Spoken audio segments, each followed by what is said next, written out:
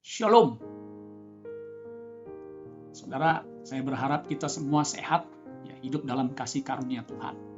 Nah, pada kesempatan ini saya akan menyampaikan firman Tuhan dengan judul ditetapkan untuk berbuah. Jadi firman Tuhan pada kesempatan kali ini berjudul ditetapkan untuk berbuah. Diambil dari Yohanes pasal 15 ayat 16. Nah, kalau kita baca Yohanes 15 ayat 16 ini bagian dari perikop atau pasal 15 di bawah judul pokok anggur yang benar, kemudian perintah supaya saling mengasihi. Nah, ayat ini saudara sekalian, ada satu kebenaran yang saya ingin sampaikan. Ya.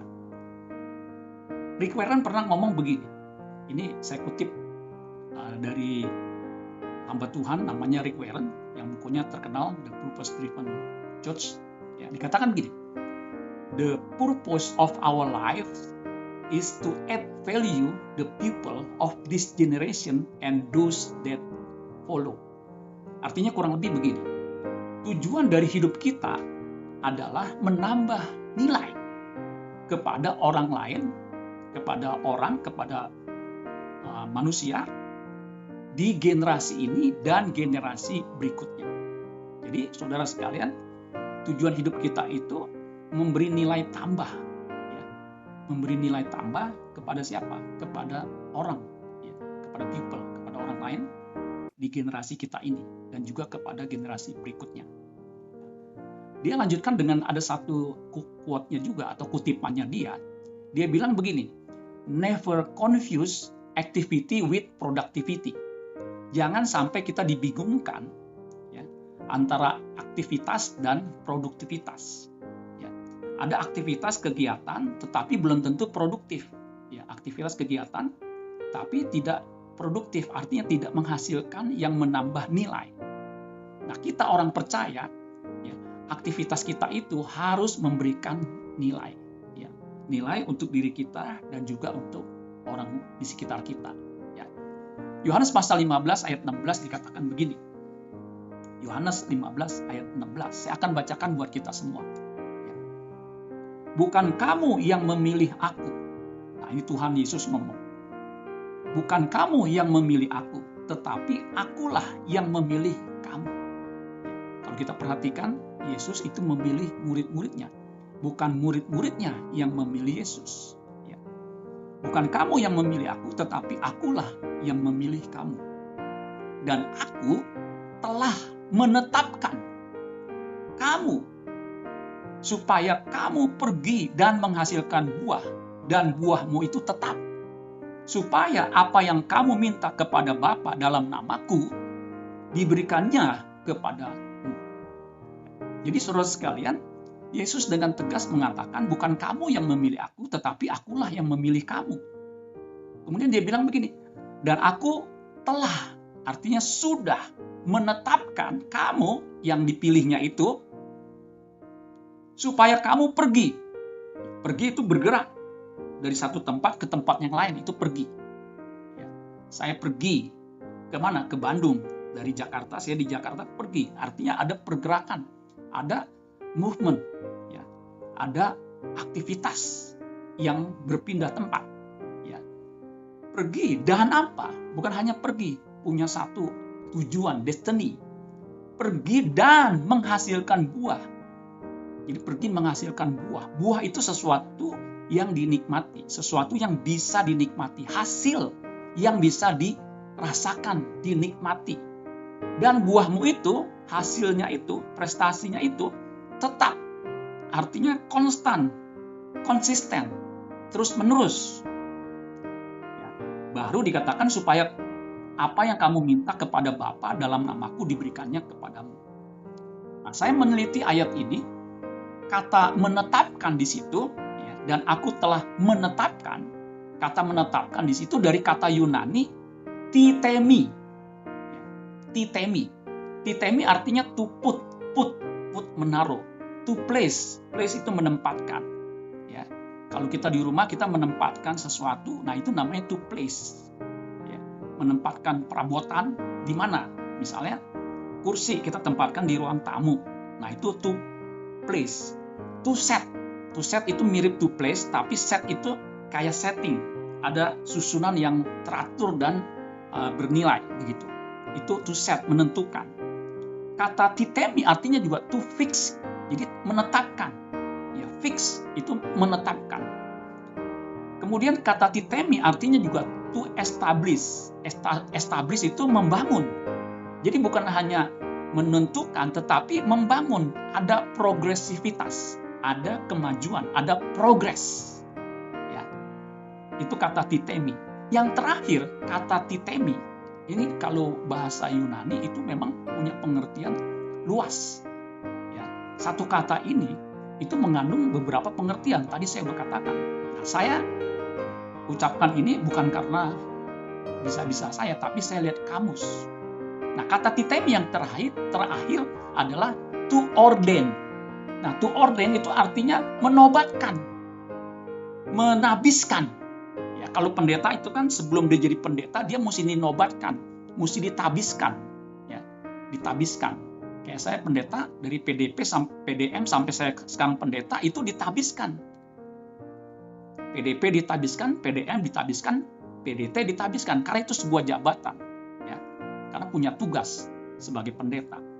Nah, kata titemi ini dipakai juga di 1 Korintus 12 ayat 28. Di situ dikatakan begini, dan Allah telah menetapkan. Nah, kata menetapkan di situ sama, memakai kata Yunaninya titemi. Dan Allah telah menetapkan beberapa orang dalam jemaat. Nah, dikatakan pertama sebagai rasul. Jadi ada jemaat yang ditetapkan sebagai rasul, ya, itu sebagai jawatan. Ya. Kedua sebagai nabi. Ketiga sebagai pengajar, selanjutnya mereka yang mendapat karunia untuk mengadakan mujizat. Ini jawatan, ya, karunia. Untuk menyembuhkan, untuk melayani, untuk memimpin, dan untuk berkata-kata dalam bahasa roh. Nah, kata menetapkan itu sama yang dipakai di dalam Yohanes 15 ayat 16. Itu titemi. Nah, yang menarik saudara sekalian, kata titemi itu ternyata kepanjangan dari kata theo. Theo kita tahu kan, itu theos. Theos itu Allah atau juga diterjemahkan kadang-kadang Tuhan, walaupun Tuhan itu kurios. Theo itu Allah. Sehingga kalau saya boleh simpulkan, ya, titemi artinya Tuhan atau Allah menetapkan, menentukan, membangun, menobatkan orang percaya untuk pergi dan menghasilkan buah. Haleluya. Jadi saudara dan saya yang percaya Yesus ditentukan, ditetapkan, dinobatkan untuk pergi menghasilkan buah. Jadi ketika kita percaya Yesus sebagai Tuhan, kita didestinasikan. Destinasi dari kata destin. Ya. Ditentukan, diperuntukkan, atau ditakdirkan, destiny, takdir atau ya itu takdir. Purpose, dimaksudkan untuk berbuah secara konstan, konsisten, atau terus-menerus, tiada henti.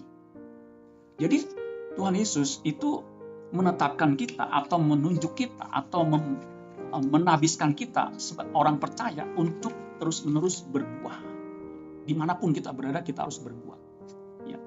Kita harus mengerjakan tugas. Ya. Sebagaimana kalau seorang pegawai, dia mendapat surat pengangkatan ya, atas sebuah jabatan. Nah, sejak itu dia diberi tugas untuk apa? Menghasilkan keuntungan atau memberi nilai tambah atau manfaat bagi perusahaan dia bekerja. Ya. Dan kalau kita perhatikan tadi saya bilang bahwa ayat 16 dari Yohanes 15 ini itu konteksnya pokok anggur yang benar. Nah, kalau kita baca ayat 1, Bapa di sorga, Allah Bapa itu pengusaha. Dia ingin anak-anaknya, kita sebagai anak-anaknya, itu berbuah, punya hasil, punya produksi, ya, punya prestasi di dalam kehidupan di bumi ini. Ya, makanya ya, hidup ini adalah sebuah penugasan. Penugasan untuk apa? Menghasilkan sesuatu. Kita harus mengerjakan sesuatu. Ya, Paulus mengatakan kerjakan keselamatanmu dengan takut dan gentar. Artinya kita harus bekerja, produktif. Ya. Nah, Rasul Paulus ini memahami prinsip kerajaan Allah ini bahwa orang percaya itu ditentukan, didestinasikan untuk berbuah atau menghasilkan buah. Makanya dia bilang begini dalam Filipi 1 ayat 21 sampai 22. Karena bagiku hidup adalah Kristus dan mati adalah keuntungan. Tetapi jika aku harus hidup di dunia ini, itu berarti bagiku bekerja memberi buah. Jadi mana yang harus aku pilih? Harus kupilih aku tidak tahu.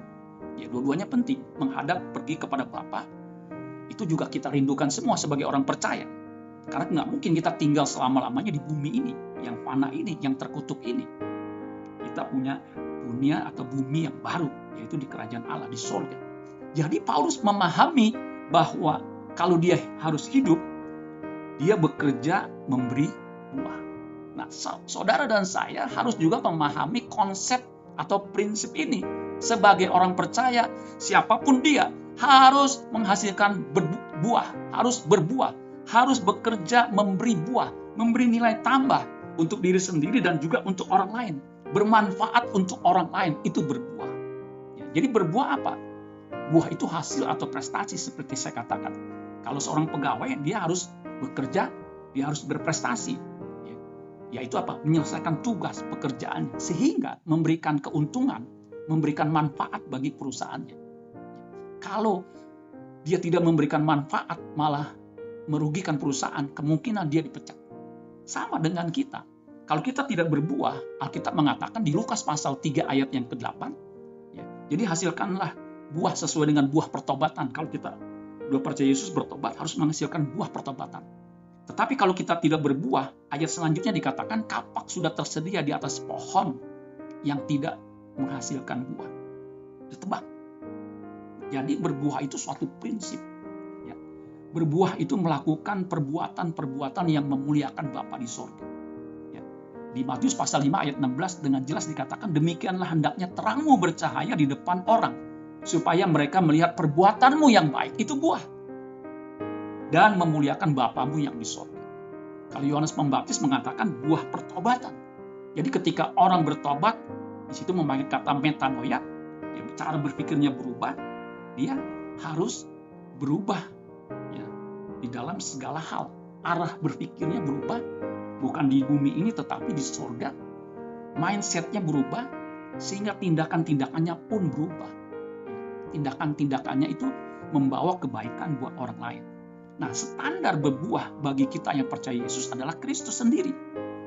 Kristus itu model orang yang berbuah, menghasilkan buah. Ya. Dia melakukan kehendak Bapa di sorga.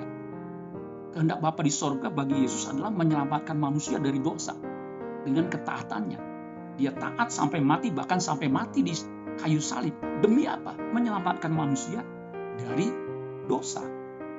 Sehingga dia menghasilkan buah keselamatan buat orang yang percaya kepadanya. Dia pernah berkata di Yohanes 12 ayat 23 dikatakan begini, tetapi Yesus menjawab mereka, katanya, telah tiba saatnya anak manusia dimuliakan. Aku berkata kepadamu sesungguhnya, jikalau biji gandum tidak jatuh ke dalam tanah dan mati, ia tetap satu biji saja. Tetapi jika ia mati, ia akan menghasilkan banyak buah. Nah, saya pernah khotbahkan ayat ini, kita harus mati. Mati terhadap apa? Kedagingan kita. Keinginan kita, ambisi pribadi kita yang tidak kudus, baru kita bisa menghasilkan buah. Yesus mati di kayu salib, dia menyebabkan menghasilkan buah apa? Banyak orang yang diselamatkan. Karena keselamatan hanya ada dalam Yesus Kristus. Lihat anak domba Allah yang mengangkat dosa manusia. Jadi dengan kematian Yesus di kayu salib, banyak orang diselamatkan. Nah, sepanjang pelayanan Yesus, Alkitab mencatat bahwa dia itu melakukan perbuatan yang baik, perbuatan yang bermanfaat, yang memberkati banyak orang. Di Kisah Para Rasul 10 ayat 38 sampai 39, Petrus bicara tentang Yesus ketika dia diundang oleh Cornelius. Dikatakan begini, Kisah Para Rasul 10 ayat 38, yaitu tentang Yesus dari Nazaret, bagaimana Allah mengurapi dia dengan Roh Kudus dan kuat kuasa. Dia yang berjalan berkeliling. Nah, itu sama dengan pergi. Itu sinonim dengan berkeliling. Pergi berkeliling. Sambil berbuat baik. Dan menyembuhkan semua orang yang dikuasai iblis. Sebab Allah menyertai dia. Dan kami adalah saksi dari segala sesuatu yang diperbuatnya di tanah Yudea maupun di Yerusalem. Dan mereka telah membunuh dia dan menggantung dia pada kayu salib. Jadi Yesus berjalan berkeliling sambil berbuat baik. Makanya dimanapun kita berada, kita harus berbuat baik. Amanat Agung mengatakan, pergilah, jadikanlah semua bangsa muridku, dan baptislah mereka dalam nama Bapa, Anak, dan Roh Kudus. Kita harus pergi, menjadikan semua bangsa murid dengan berbagai macam cara, yaitu dengan perbuatan baik kita, dengan menjadi saksi, sama. Ya. Tetapi kamu akan menerima kuasa kalau Roh Kudus turun ke atas kamu, dan kamu akan menjadi apa? Saksiku di Yerusalem, Yudea, Samaria, dan sampai ke ujung bumi. Artinya dimanapun kita berada, kita harus menjadi saksi bahwa ada Yesus dalam hidup kita, bahwa kita inilah bukti hidup. Seperti Petrus, kami itu menjadi saksi, ya, saksi dari segala sesuatu yang diperbuatnya. Artinya Yesus sudah naik ke surga, dan saksi bahwa Yesus pernah hidup di bumi ini, dan sampai sekarang dia hidup adalah diri kita yang menghasilkan buah. Itu sejajar dengan Injil Matius 9 ayat 35 yang di Kisah Para Rasul 10. Yesus berkeliling ke semua kota, ya. Injil Matius pasal 9 35, dan desa ia mengajar dalam rumah-rumah ibadat, memberitakan Injil kerajaan sorga serta melenyapkan segala penyakit dan kelemahan. Jadi saudara sekalian, kita jangan dibatasi dengan situasi dan kondisi. Ya, seperti saat ini kita akan dibatasi karena kita harus menjaga jarak, juga mobilitas kita, pergerakan kita dibatasi. Tetapi Injil kerajaan Allah itu tidak bisa dibatasi. Saya, puji Tuhan, hampir setiap hari tanpa absen, Senin, Selasa, Rabu, Kamis, Jumat, sampai Minggu. Itu setiap hari saya mengirimkan renungan-renungan firman Tuhan. Ya, dulu saya berpikir apa mungkin ya. Ternyata sudah hampir 4 tahun lebih. Ya, sebelum pandemi, saya udah kirimkan itu. Renungan-renungan yang saya dapat, yang sehari-hari atau yang doktrinal, itu saya bagikan. Ya, waktu pandemi, setiap minggu saya isi YouTube saya dengan firman Tuhan. Ya, puji Tuhan bisa memberkati orang-orang yang mendengarkannya. Dan puji Tuhan ada yang menginformasikan ke saya. Dia bilang, saya berterima kasih Pak, saya sudah menonton atau sudah saya pernah melihat atau saya mendengar renungan yang di WA maupun yang di YouTube. Dan dia diberkati. Bagi saya itu suatu berkat, suatu upah. Karena ada orang yang diberkati. Artinya orang yang mengalami manfaat buah dari apa yang saya kerjakan. Nah, saudara sekalian, saya akan masuk ke lebih dalam lagi. Buah yang sesungguhnya, yang esensial adalah, yang Allah kehendaki adalah melakukan kehendaknya. Jadi buah yang sesungguhnya adalah, yang paling esensial, itu kita melakukan kehendak Allah, ya, di dalam kehidupan kita. Masing-masing kehendak Allah, ya, itu berbeda-beda. Tetapi yang umum adalah, yang paling utama adalah kita menjadi sempurna seperti Bapa di sorga. Itu jelas Yesus mengatakan di Matius pasal 5 ayat 48. Karena itu hendaklah kamu sempurna sama seperti Bapamu di sorga adalah sempurna. Artinya kita berusaha mengerti kehendaknya secara pribadi, apa yang kita harus lakukan. Itu namanya sempurna seperti Bapa di sorga. Apa yang Bapa inginkan itu kita lakukan, itu sempurna. Sesuai dengan pikiran perasaan Bapa di sorga. Mengasihi seperti Bapa mengasihi sesama kita. Ya, itu sempurna. Ini sama dengan serupa dengan Kristus. Ya, serupa dengan Kristus, sempurna seperti Bapa. Itu sebenarnya satu istilah yang mirip. Ya, di Roma pasal 8 ayat 29, kita itu dibentuk, ya, untuk menjadi serupa dengan gambaran anaknya seperti Kristus hidup. Nah, Yesus hidup ketika di bumi ini itu melakukan kehendak Bapa di surga sampai mati di kayu salib. Makanya dia punya moto, punya prinsip, makananku ialah melakukan kehendak Dia yang mengutus aku dan menyelesaikan pekerjaannya. Yohanes 4 ayat 34. Jadi kita harus punya moto, punya prinsip seperti yang dimiliki Tuhan Yesus, melakukan kehendak Bapa di surga. Itu buah yang sesungguhnya. Jadi apapun yang kita kerjakan sesuai dengan komando, sesuai dengan instruksi pimpinan Roh Kudus, pasti itu berbuah. Ya, seperti tadi saya katakan, ya, aktivitas saya ya buat, makanya nggak ada yang lain. Saya selalu memikirkan firman Tuhan, apa yang harus saya sampaikan setiap hari. Dan puji Tuhan, ya, ada saja. Ya, ketika saya baca, saya dapat, saya tulis, begitu seterusnya. Dan puji Tuhan, ya, tidak sia-sia. Ada saja orang yang diberkati. Nah, saudara sekalian, hanya orang yang melakukan kehendak Bapa di sorga yang akan menjadi saudara daripada Tuhan Yesus, yang akan masuk dalam kerajaan sorga.